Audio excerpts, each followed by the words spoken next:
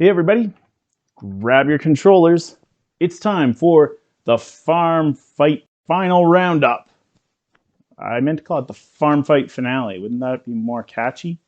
This is the definitive ranking of 8 farming sims across multiple Nintendo consoles. Totally definitive. I mean, other than I missed a whole bunch of games. If you've got a favorite game on any of the Nintendo consoles or even other consoles that you think I should include in here, let me know and maybe I'll add it in the future. So I played each game for about 15 days. Yeah, some games I had lots of experience with, some I had just a little. So I'm going to rank them from bottom to top. The competitors are Doraemon, Story of Seasons for Nintendo Switch, Stardew Valley for Nintendo Switch, Rune Factory Frontier for Wii, Harvest Moon Magical Melody and Harvest Moon A Wonderful Life for GameCube, Harvest Moon 64 for Nintendo 64, Animal Crossing New Horizons for Nintendo Switch, and Story of Seasons Olive Town for Nintendo Switch. So we're ranking a whole 8 games from Nintendo 64 with Harvest Moon 64 all the way up to Story of Seasons Olive Town. Let's get going. Number 8, Doraemon, Story of Seasons. The outstanding feature of this game, I would argue, is that it's really the junior farm sim. It's for people who are sort of beginning in the genre, especially kids. The story is Doraemon, famous mascot, blue robot cat from Japan, and a bunch of kids are transported back to a farming village in the past. And Nobi, one of the kids, has to take care of the farm. Each game I'm going to do pros and cons. This game, the art style is incredible. I love it. It looks like a watercolor painting. The environments color at daytime and nighttime. You can zoom in and out. I'd love to see this style used elsewhere in another farming sim or even in any other game. The story and the dialogue are also deeper than average. I thought the game was maybe a little bit too chatty or blabby, but if you want to see a farming sim with more cut scenes and with a story that's not just, hey, the farm's been given to you by grandpa, this one's got it. Albeit it's aimed sort of it's very family friendly, right? Cartoony. On the con side, there's not that much going on day to day in this game. The game days are pretty long, and it's just not particularly challenging, I found, right? I I played my 15 game days, and there just wasn't. I didn't feel challenged at all. The other con, this one actually didn't bother me as much as I thought it would, but it's definitely something that people expect out of the Harvest Moon or Story of Seasons games, which is no dating. So you can still make friends with animals, and I get why there's no dating. Nobody's like supposed to be a 10 or 11-year-old kid, but that might be a drawback for some people. At the end of the day with this game, I kind of wanted to keep playing, but that's mostly just because I couldn't finish a particular storyline involving a dog trapped in a landslide. In fact, it was several days of that, and that's one problem with having more of a story-based farm sim is when there's preconditions to finish a piece of the story, it can be really stressful. So I might go back to save the dog one day, but I don't know if I would feel a need to play this game all the way through ever again. This might be a good first choice if you're an Animal Crossing fan and you want to look into the world of farming sims, because it is a little more laid back than most of the others. Number 7, Rune Factory Frontier on Wii. So, the outstanding feature of this game, it's really a dungeon crawler and a farm sim merged together. There's a whole series of Rune Factory games, in fact. And so the dungeon crawling is really front and center in this game. The farming still matters too, but it's not like Stardew Valley where there's a little bit of dungeon crawling, but it's just one piece of the overall farming sim picture. The pros for this game, there's a monster taming feature. So the dungeon crawling's fine. What I really like is that you can actually tame monsters in the dungeons and add them to your farm, where they'll become mounts that you can ride, or they'll produce farm products like eggs and wool, as in the other Harvest Moon or Story Seasons games. Or you can bring them along with you to fight enemies. Oh, and they can even do farm chores, which is really nice. Um, so picking or watering or those types of things. The fantasy plot's kind of a nice change of pace from the other games too, similar to Story of Season, to Doraemon. It's not just picking up Grandpa's farm; you're actually trying to figure out the mystery of this floating island, and I think the hero has some crazy amnesia plot going.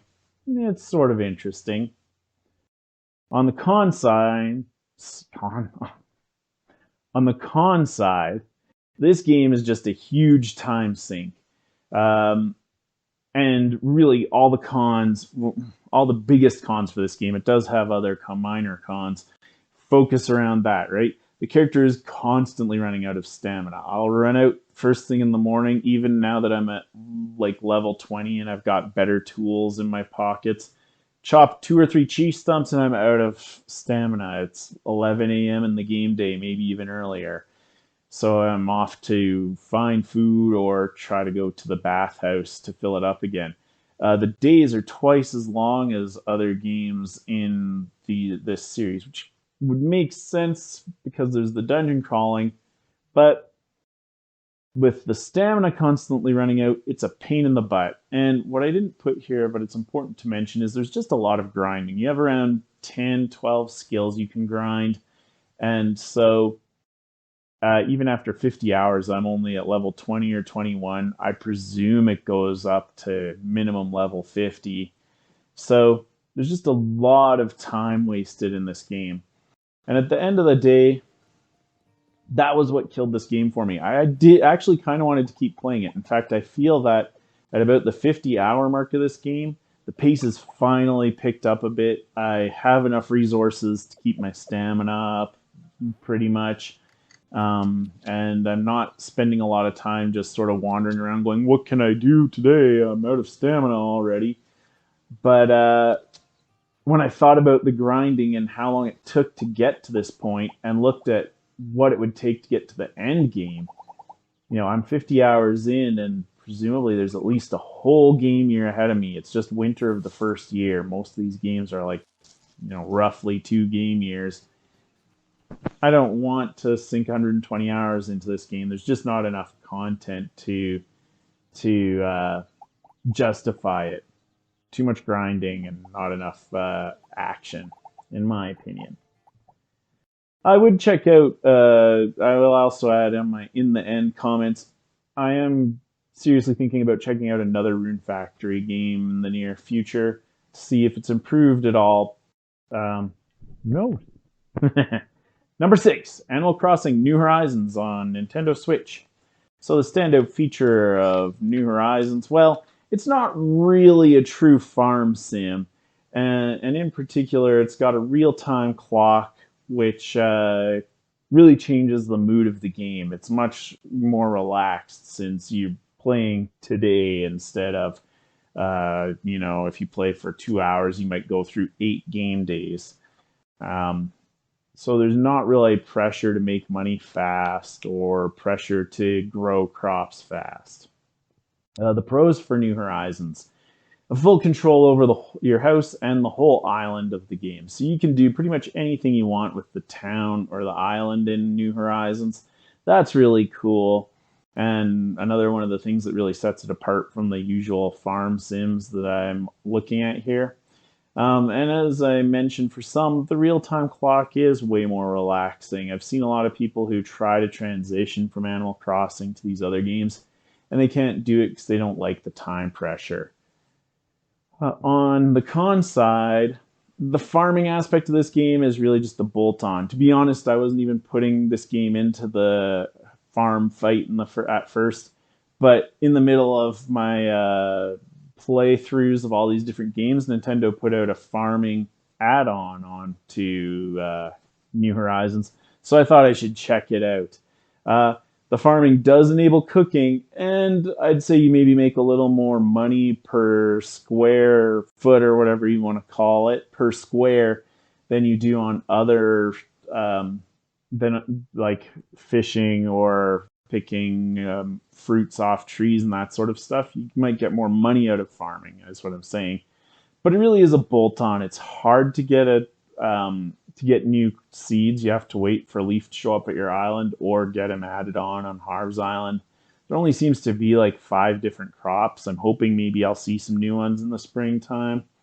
And as cool as the food looks and as much as I enjoy virtual cooking, it's not key to the game, right? And so I have to admit it's maybe not totally fair that Animal Crossing New Horizons is number 6 here.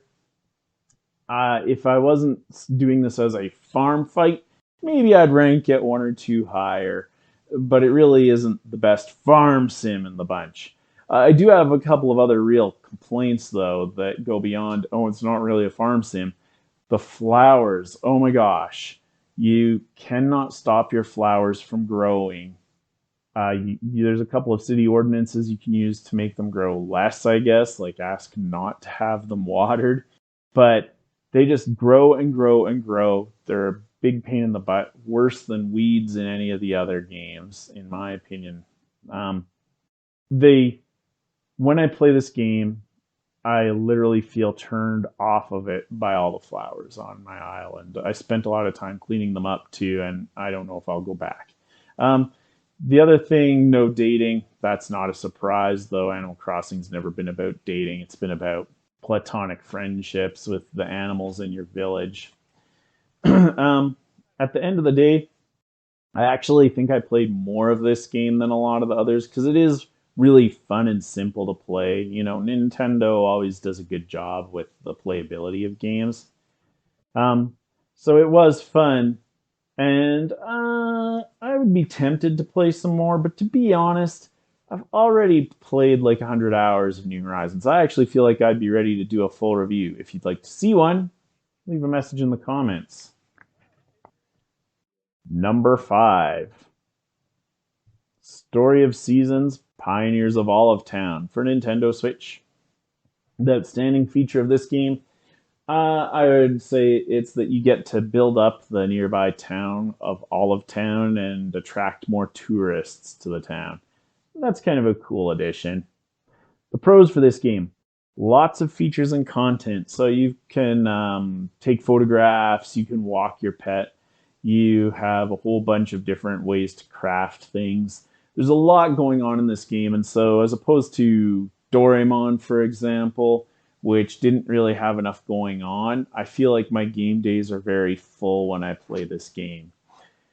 Um, the game also has really good controls, maybe the best of the whole competition. Animal Crossing would be close, but in particular, I found it super easy to water my crops in this game, which is something that really can't be said for the older games, especially.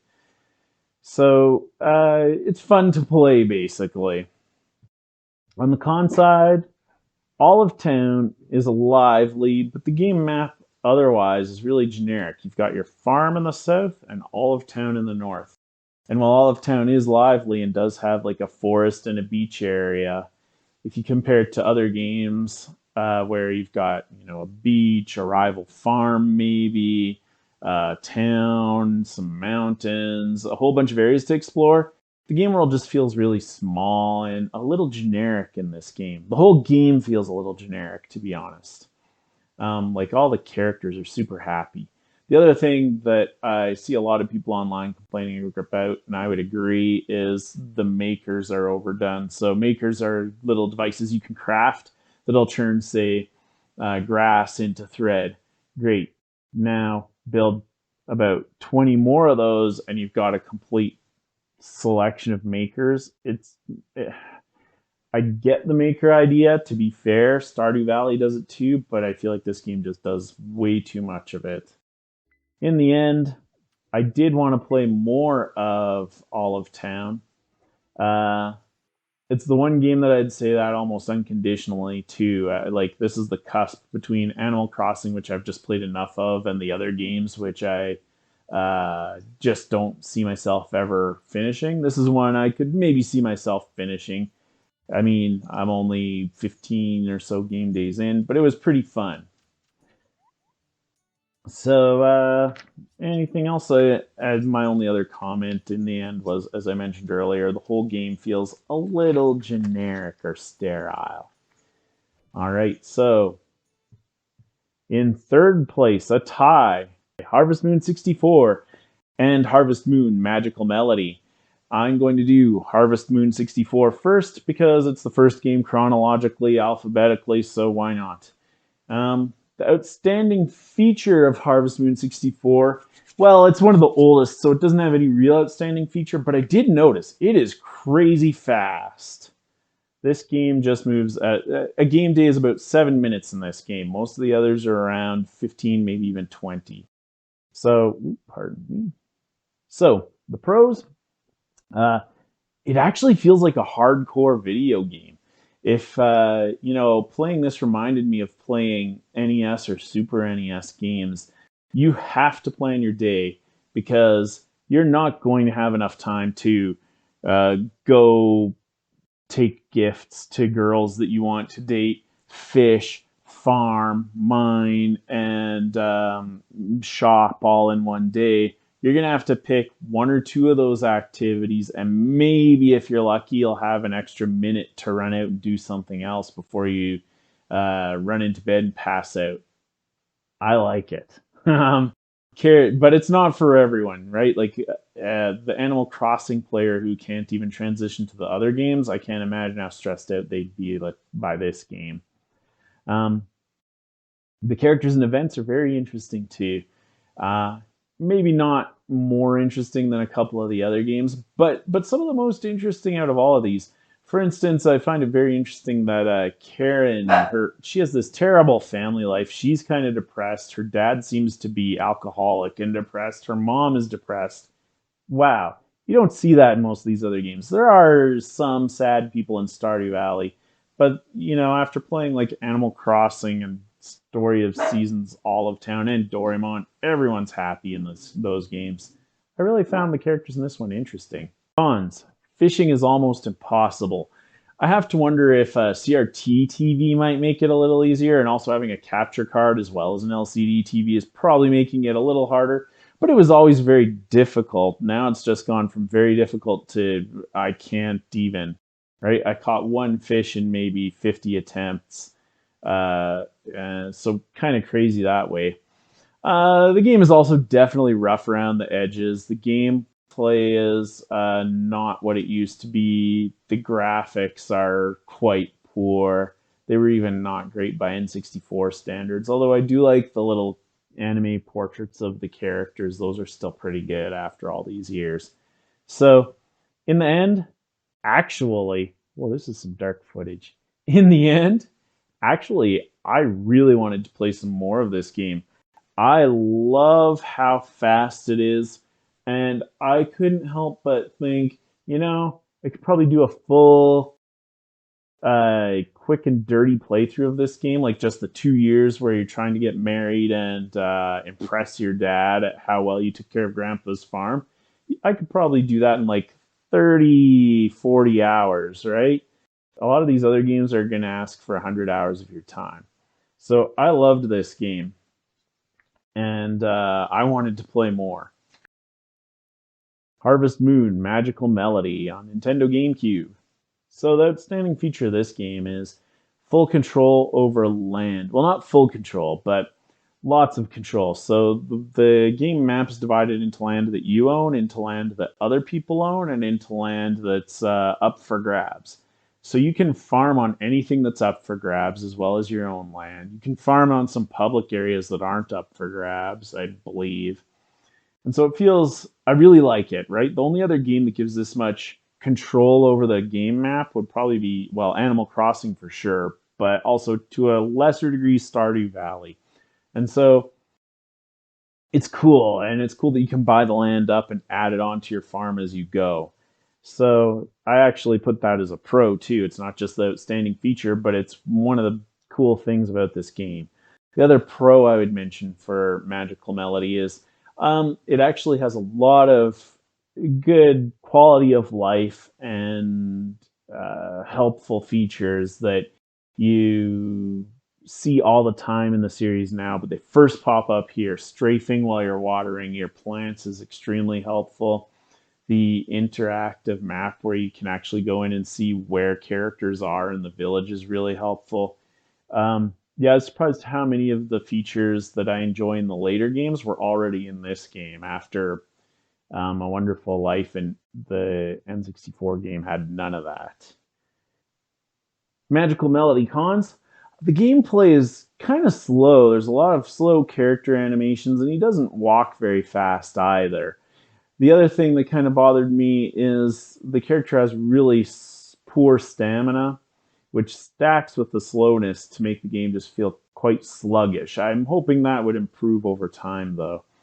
And in the end, I guess you could say I gave this game kind of a future promise boost here.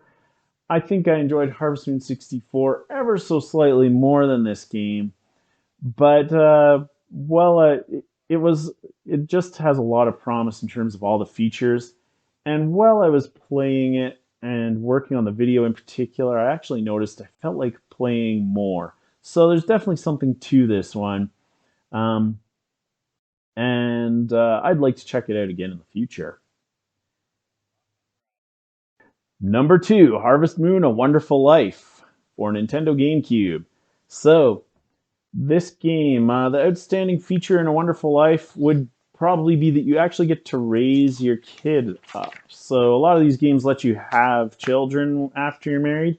In this one, you actually help choose their career and stuff, or so I've read. I didn't get that far into the game. But that's pretty cool. Um, so on the pro side, like I said, that's a cool hook, being able to raise your kid. On the flip side of that, I will mention, apparently you can't proceed past the first year if you don't marry someone. That kind of sucks. But also in the pro section, at first the short seasons were stressful. There's only 10 days to a season, which kind of had me going, oh, how am I going to get someone to marry me in 1 year when there's only 40 game days? Uh, but the game days are reasonably long, and so the game becomes quick and strategic, kind of like Harvest Moon 64. The difference would be with Harvest Moon 64, you need to plan out every single day before you leave your house and the timer starts ticking. Here you just have to plan out. Here it's more of a your days are long enough. You need to plan out what you're going to do this week, right? So, oh, I haven't been to the mine recently, and I need more cool loot from there to make money or to impress a Nami who likes loot from the mine. Um, as opposed to what am I doing today? It's oh, I haven't done that in a while. I better make sure I do it today because I only have so many days before the season is up, right? Um, they also deal with the shorter seasons a little bit by making most crops last 2 or even 3 seasons instead of one. So it's a little bit more to remember in that regard. One other really small but worth mentioning pro is you've got a huge bag in this game. You kind of need to because you can actually the way you make money is carrying your stuff everywhere and selling it to people. But it's still nice to see because a lot of these games overly limit the bag, in my opinion. Doraemon, Stardew, Magical Melody, all games with bags that are too small. They can be expanded, but even then, they don't get big enough, and they start out way too small. Super inconvenient, in my opinion. Cons: stamina and money are really hard to come by in the early game, especially stamina. Um, I actually dubbed this game a poverty simulator at one point when I was live streaming it because it feels like my character is constantly hungry and constantly out of money. But as you play, it gets better, and as you get to know the game, it gets better too. Um, that brings me to a comment that I'm not one more my other con, which is the new features are kind of rough and hard to use. I guess what I mean is they're technical. It's stuff like what seasons can each crop grow in. Remembering is kind of a chore. You have to water your crops twice a day instead of once, milk your cow twice a day instead of once. Uh, there are a lot of extra moving parts to managing your farm compared to the other games. You can't sell stuff straight into a bin unless it's dairy, and then you can. Everything else you have to take out and start a shop. So most of those new features I'm not overly in love with, but I learned to live with them after playing for a while, right? So it's not the most user friendly, I guess you'd say. So in the end for this game, you know, I at first I was really unhappy with the short seasons, and I still feel like they could be a day or two longer. But once I figured out all the technical details of running the farm in this game, I actually got into it, and I like the idea that I can actually finish it, so I decided I'm going to. And the idea of Farm Fight in the first place was to pick a game to keep playing. And then I decided to keep playing this one as well as numero uno, Stardew Valley, number one. What's the standout feature on this one? There's too many to even pick, I wrote in my notes. I'll say multiplayer. I do really like the multiplayer feature here. There are tons of great features, though. Multiple farm layouts, so if you play a second time, besides a lot of these games, the draw to play a second time would partly be to marry a different dateable character or something. But here you can also do a different farm layout. They got crafting, dungeon crawling. There's a whole bunch of different ways to play the game, and multiplayer in particular actually works really well in this game. You can split up chores, you can team up to make your farm amazing. It's it's really well done, just really well done, and that's what's amazing is this was a indie game that was originally set up by one guy. I know there's been a lot of patches that other people have helped out with since then, but uh, that he stuffed more features in than any of these other games. I mean, Olive Town and Animal Crossing New Horizons are definitely up there or even ahead of this game, but it's still got a lot of features. It's really cool. Cons, no kids or horses. Actually, they just added horses, one advantage to having the game, being able to patch the game. Um, but I have heard there's also no kids. Okay, that's a smallish con, but it is a bit something that's not great. Presentation is not up to par with some of the others, but it's an indie game. And actually, in spite of that comment, I think the soundtrack's one of my favorites.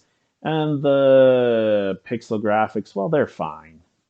So, as you can probably tell, these cons, I was kind of scraping to find something. I also get a little tired of walking on foot, but hey, horses are here now, apparently. So, uh, that con is kind of over. So, in the end, I actually started the farm fight because I was enjoying Stardew Valley and I wanted to go through my backlog. I was kind of hoping something would beat it, but nothing could. I actually did keep playing A Wonderful Life, and that game is a lot of fun too. But I gotta say, there's a reason everyone talks about and enjoys Stardew Valley. The pacing of this game is good, the features are amazing. It's just really well done. And I also want to throw one other little comment in there. I mentioned in my notes this game isn't as nicey nice as Olive Town, right? Olive Town can match it for features just about. Doesn't have multiple farm layouts, but it does give you just a whole bunch of characters who are always being nice to you. So that is the farm fight finale. If you think I missed a Harvest Moon or other farming sim game that totally deserves attention, let me know in the comments. If you'd like to see full reviews of Animal Crossing New Horizons, Harvest Moon, A Wonderful Life, or even Rune Factory Frontier, let me know, because I think I could do that for any of those games.